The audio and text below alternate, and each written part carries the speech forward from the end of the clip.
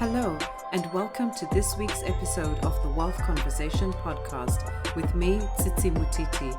I guide high-achieving women on their journey to build lasting wealth so they can prepare for an abundant future in every area of their life.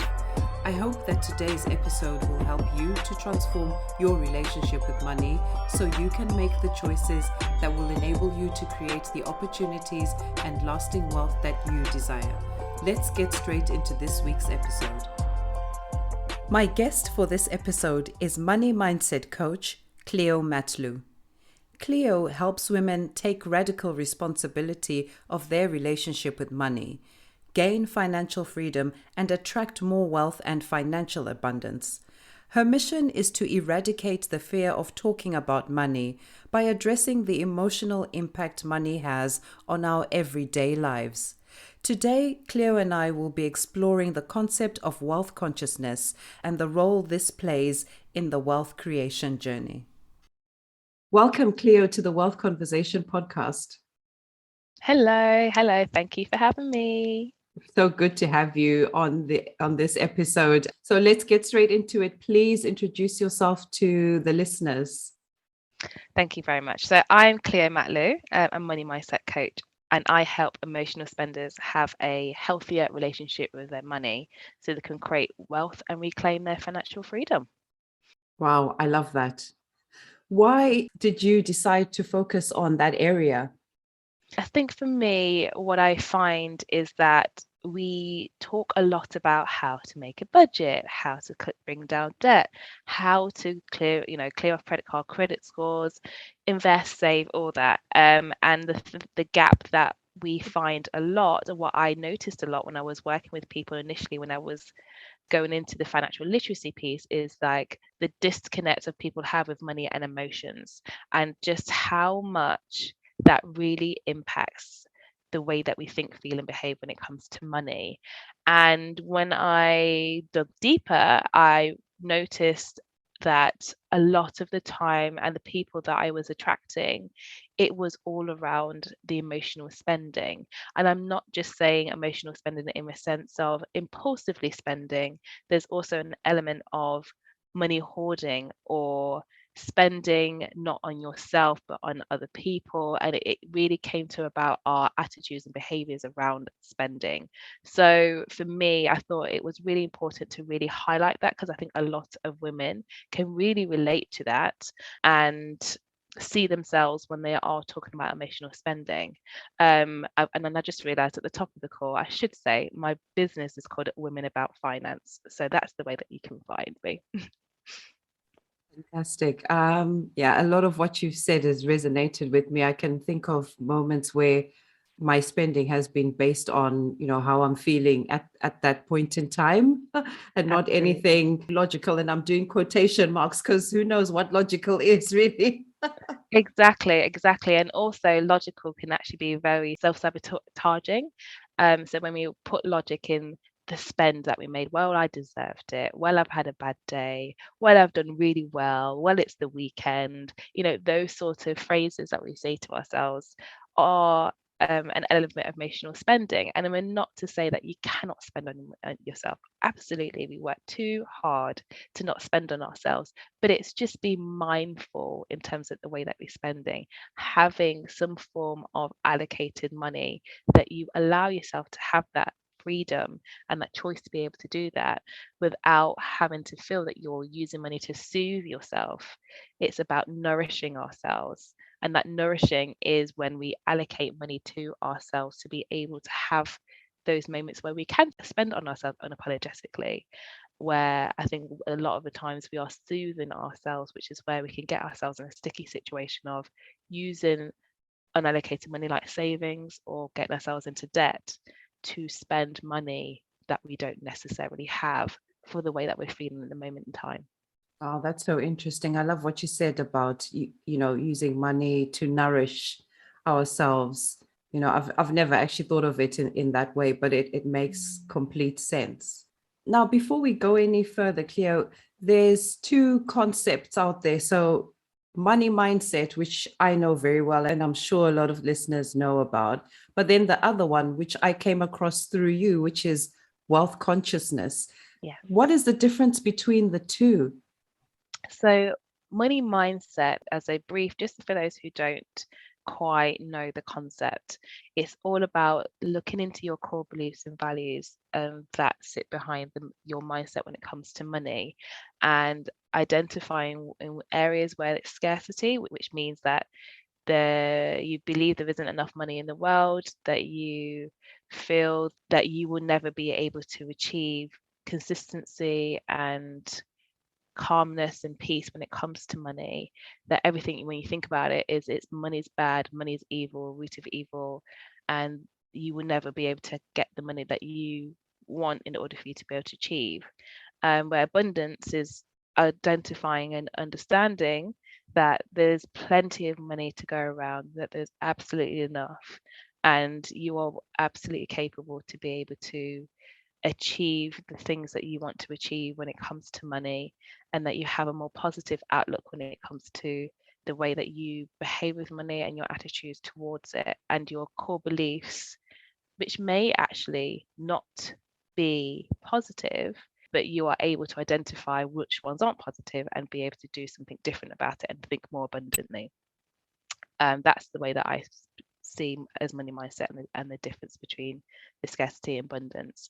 When it comes to wealth consciousness, for me, it's all about going that one level deeper. And it is around the mindset piece, but really starting to understand that we as people really are goal orientated, and that is absolutely fine. And there's no problem with that.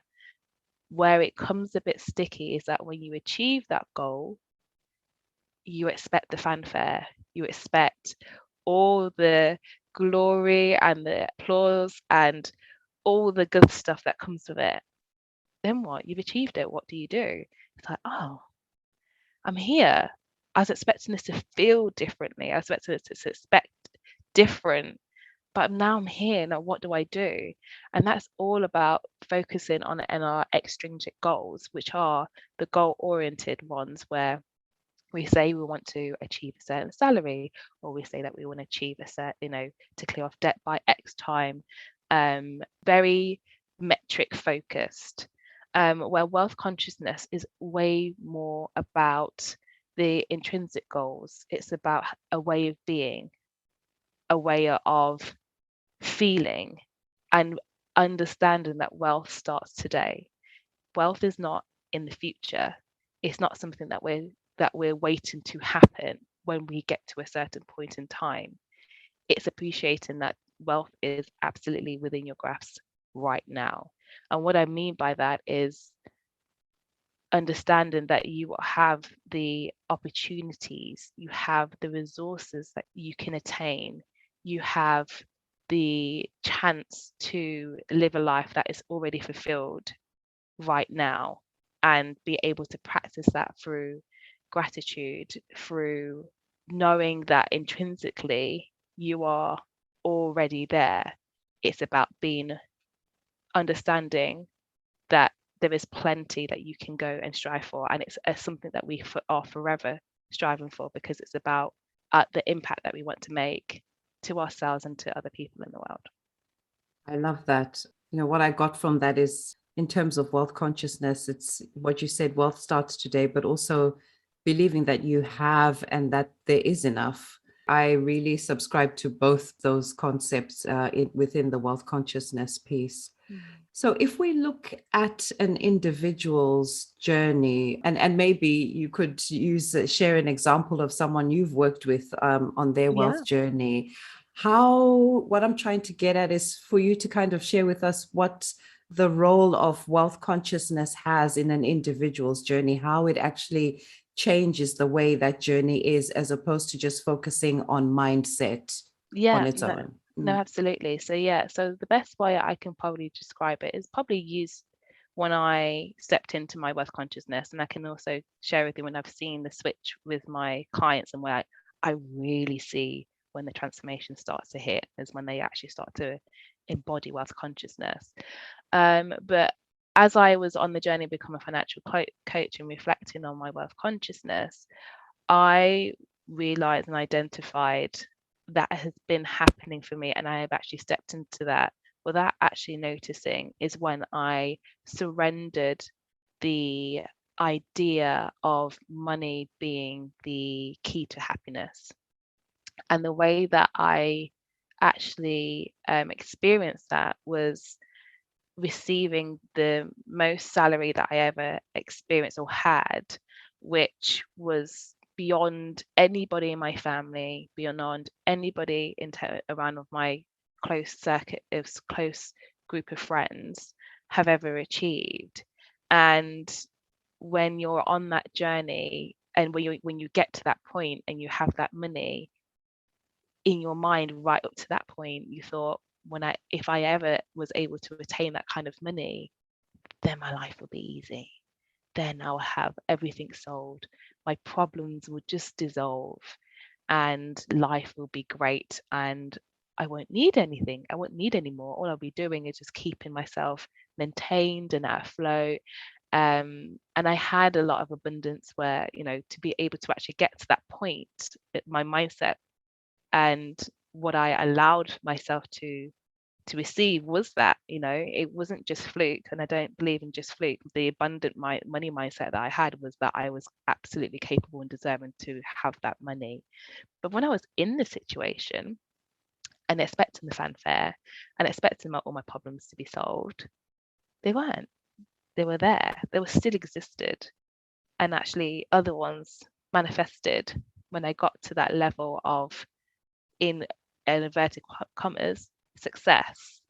And I was so miserable in that job. I was so miserable. And even though I, managed to clear the little bit of debt that I had and was able to successfully buy a rental property because of that money that came through, I couldn't stand the job. It was taking a lot of time away from me. And I'm going to come back to that word time. It was coming away, taking me away from this, working, having time with my husband, having time with my daughter. And although it did help me create the generational wealth that I want, and it just didn't feel right. I didn't feel wealthy, even though the bank balance said different.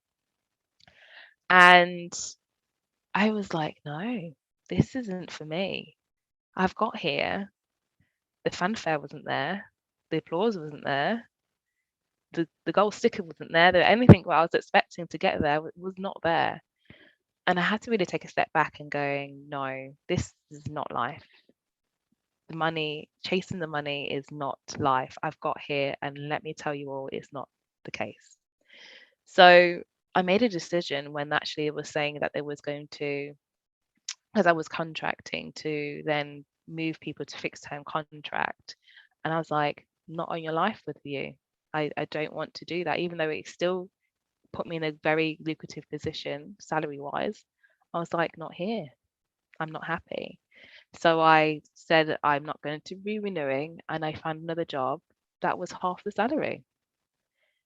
And I was so happy. I was so content. And the opportunities that came through in this business, in the Women About Finance, flooded through. The resources that I was able to attain and get my hands on, and the goals of how I wanted to feel as a person really started to grow. And me as a person felt so expansive, so willing, and so energized to really make that impact that I knew I wanted to make in the world, which was to help women understand that they can be financially confident, they can feel financially dependent and resilient, and become financially free. And to share that story into sense of, it's not all about the money. It's about the wealth that you feel now. I felt more wealthy being in a job that paid me half than I did when I was one that was put me well, really comfortable in the multiple six figures. And that for me is wealth consciousness, because I felt so consciously wealthy of what I had and what I was achieving and the impact that I was making. And I continue to feel like that today. Thank you for sharing that story and and your story. That's very powerful. I guess there are definitely a lot of people out there who have that tug of war going on where you're chasing the money and you're chasing the six figures or seven figures, or because everyone's talking about it and it seems like there is that number out there that will solve everything, that will Absolutely. mean you can retire in full abundance and not have to worry about anything. And as you say, when you get there, it's like, oh, okay. So what? what next? Yeah, And no one else around you even sees yeah, that you've done this, and then you get disappointed, and that affects your mindset, doesn't it? It will affect absolutely. that mindset. So being really, really conscious about every step you're taking, the impact it's having, and whether you're happy even receiving that money and what it's going to do. I think it's, as you say, it's about going that next level deeper than just the Mm, abundance or the scarcity or whatever, or mm, affirmations, etc. It's yeah, really getting to the root of it all, and yeah, it's about the individual. yeah, exactly. Because my extrinsic goal was to make six figures, and I got there. Well, actually, the intrinsic goal would have been better to say, I want to receive enough money that's going to make me feel fulfilled and happy and allow me to have the time with my friends and family to understand what true fulfillment is. I mean, I, that was a very long one, but you can see what I mean, the difference between the two. One was very orientated, and the other one was about how I feel, my senses, what I see around me, what I can touch, all the five senses are being activated in terms of how do I actually achieve, what do I need to do to achieve that, to become fully fulfilled and grateful for what I have. And like I said when I was explaining my story, was time. Time is incredibly important to me. And the one thing that I always tell anybody, and anybody wants to listen to me in regards to finances, money is renewable energy where time isn't. You cannot renew time. The moment it's gone, it's gone. You can't get that back. Money you can. It's renewable energy. You can keep topping that up. You can keep making that. You can't the time. So when I was making all that money, I was losing time that was so important to me that it just made me completely miserable. And when I say that in regards to that, the shifts that I see with my clients, that's when they get to that point where it's just like, this money is not serving me, whether it's too much or too little, whatever it is, I'm cutting myself short here. I'm pouring and pouring and pouring and pouring so much in everything about, this job or personally, and, when it comes to money and, not setting boundaries, my time's precious. And for me, it's about filling my cup. And filling my cup is about understanding how wealthy, consciously, how wealthy I am today, and striving for more of that, because I want to make sure that I'm spending time that's making me fulfilled and making me feel happy. And me doing this emotional spending is all fake happiness. It's not reality. I'm just pretending I'm happy because I'm buying things that make me feel happy in the short Yeah. term, but I'm not feeling happy longer term because I'm worrying about my Mm. future. I'm worrying about my bank balance. And as soon as they stand into that strength and power of themselves, that's when the transformation and the magic happens. And just like that, you just see the transformation and just how money flows to them in a way that is so abundantly aligned to them and is in alignment to what they want to achieve with their financial goals, intrinsically and extrinsically as well. Wow. I could even feel the shift as you were talking and Mm. explaining how that happens. Yeah. So if anyone wants to work with you, Cleo, how can they work with you? Do you have a coaching program or webinars? Yes. Yes, I do. So I have a monthly group coaching program, which is my signature group coaching program called Warrior to Wealth Experience. And that is basically taking you along the journey of what I explained in regards to really, well, there's three prongs or three phases to it, is really understanding how to think abundantly. So we look into your beliefs and challenging them and rewriting those. And then how do we bring that in today, the present times of look at your emotional triggers, your emotional spending, your habits and behaviors.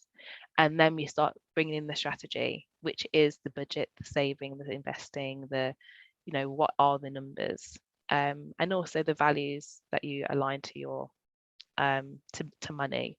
So we look at it across the board and also bring in some other alternative therapy as well, like EFT, which is a new realm and probably another podcast to really speak about how impactful EFT is for money manifestation and money blocks. Also, I do one-to-one, which is a bespoke 6 months as well. So some of it, has all the elements that I've just described for the group coaching program, but you just do that one-to-one with me, and you get more, obviously a deeper level because it is directly one-to-one on a weekly basis. And then I have a retainer. So if you need accountability on a monthly basis, I do strategy calls, one VIP day, and then a monthly retainer to keep that accountability and challenge you in areas where you need more support when it comes to finances and your emotions to money. Thank you for sharing those. And how can people join those programs? Yeah, so with the Royalty Wealth Experience, I launch every 2 months on that, so that the doors are open every 2 months. So the last one, when the doors were open, were beginning of May, and the next one will be in 2 months' time, which is July. In terms of one-to-one support, the doors are always open. So if people do want to contact me in terms of one-to-one experience, then you can reach out to me on Women About Finance. And that you can find me on Instagram and Facebook as well. And if you want to be in a close net community, we have the Money Couch, which is on Facebook, which is a close, brave space where women can talk more freely about money, which we all know is been perceived as a taboo to talk about, when actually it's kind of very liberating to talk about. So we talk a lot about it and our emotions and our feelings when it comes to money in the Money Couch. Oh, fantastic. Now, in the meantime, what are some of the practical steps that anyone listening to this podcast can take to start improving their money mindset and wealth consciousness? So I would definitely, if you want to start in terms of money mindset, listen to the way that you talk about money. So if you hear yourself going, "I'm bad with money," the one thing I always ask anybody in any audience, say, "Is it true?" Just ask yourself, "Is that true?" And 99% of the time, it's not. Can you prove in the court of law that you're bad with money? And if the answer is no, I can't, it's not true. So what is the truest statement? It's like you're on a journey to improve your money. It doesn't mean that you're necessarily bad with it. You're keeping a roof over your head, you're, doing all the things that you need to do. What it is that you just need to elevate from where you are, and that's okay. And it's being kind to yourself to know that you can reach out for that support, because we have this perception we are all supposed to know what we should be doing with our money, because we're not taught it in any traditional sense. So I should just know. And then there is this shame and judgment of feeling within yourself by reaching out for some support, that you're going to be looked at it from a negative standpoint. So just ask yourself, is that true? When you talk about money in a certain way, that could start to bring some awareness of the way you feel towards money when it comes to your money mindset. When it comes to wealth consciousness, what I would say, if you're a person who does have your extrinsic goals, like I want to buy a house, or I want to, clear down my debt or save X amount of money, also have an extrinsic goal that sits alongside that. So and think about it from a way of feeling and your emotions. So if you're saying that I'm going to clear 10 grand worth of debt by the end of 2022, then say, in the intrinsic goal is that I want to feel more free and take more ownership with my money, as an example, could be more tighter with that. Did it on my feet, but it's in a case of how has debt made you feel? Or debt has made you feel that you're restricted. It's made you feel like you can't do certain things what you want to do. Where you can actually say that the extrinsic goal is I want to feel more that I can create more choices for myself and feel more liberated when it comes to money. So then that intrinsic goal will last way longer than I'm going to clear my debt by the end of 2022, because that's something you can always lean into, that intrinsic goal. Yeah, and from what you're saying, those intrinsic goals actually lead you to those the practical goals, right? Because Absolutely. by wanting to be free and maybe spend time with family, spend more time with family, etc. The step to doing that is maybe making sure you've cleared your debt so that you don't have to worry about that when you're around those people. It's not weighing down on you, and that time Absolutely. is more valuable. So they definitely work hand in hand. And after just having this discussion with you, it's definitely about the intrinsic goals, and then the other ones that we're so used to come later. Absolutely. Yeah. Cleo, as you know, I believe that to create true wealth, we must all be clear on what wealth means to us in each area of our life. And I call these the wealth cornerstones.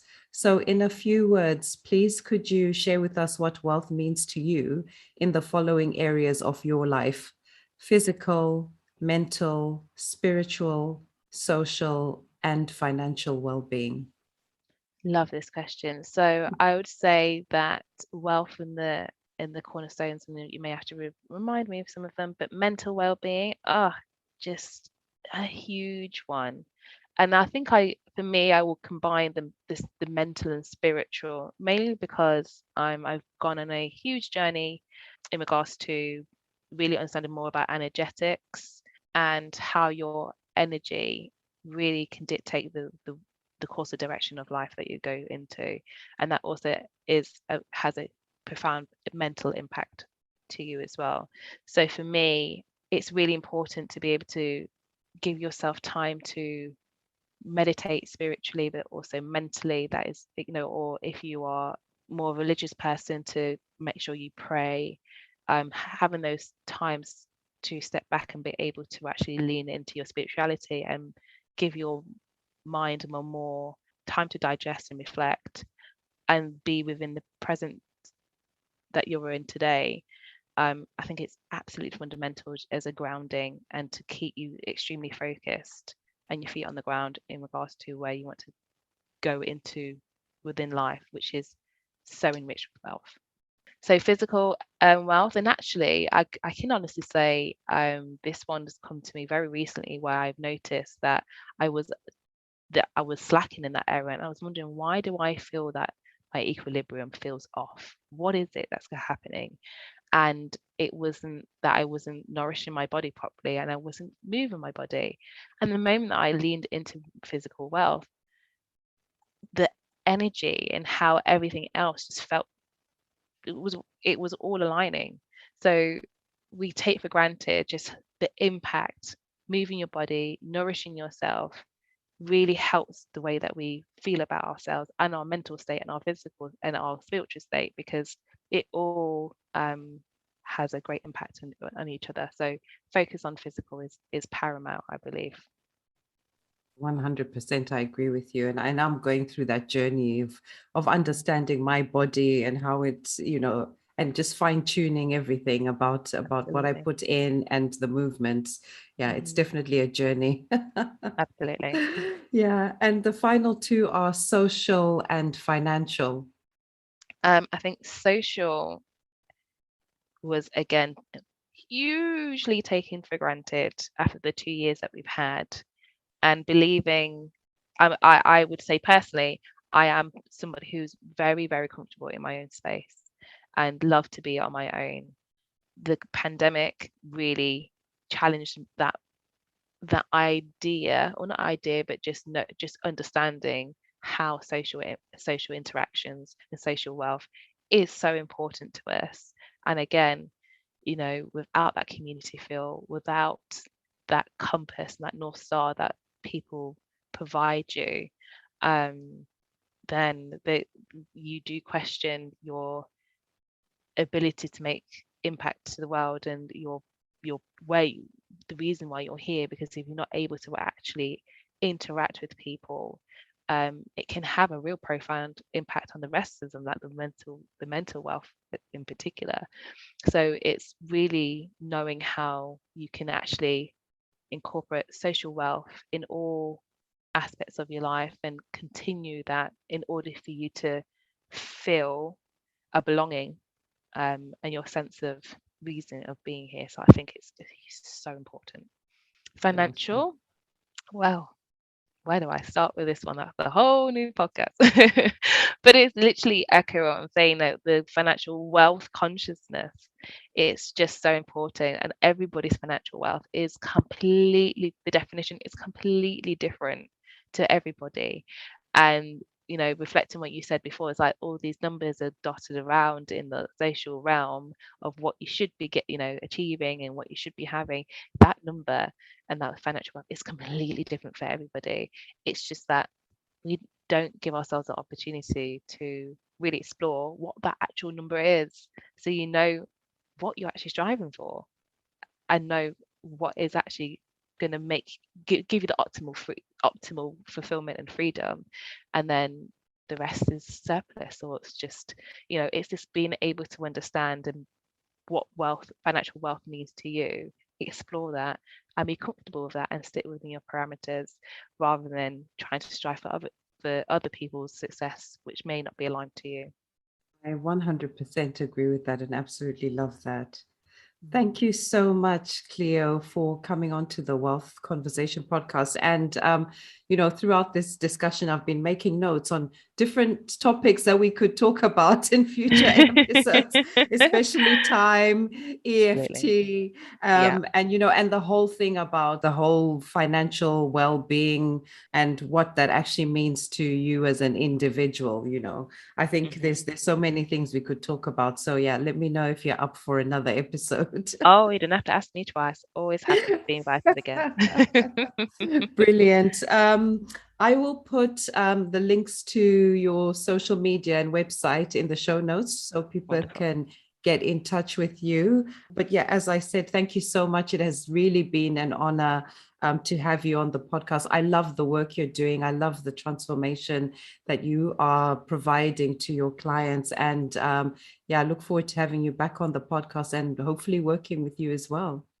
Awesome. Yes, definitely. Really excited for that. Thank you so much for having me. Thank you for listening to this week's episode. Connect with me at The Wealth Conversation on Facebook and Instagram so we can continue the discussion. Also, if you enjoy tuning into this podcast, make sure to leave a rating and review everywhere you listen to podcasts, including Apple Podcasts, Spotify, and YouTube. Until next week, stay focused on becoming the designer of your financial future.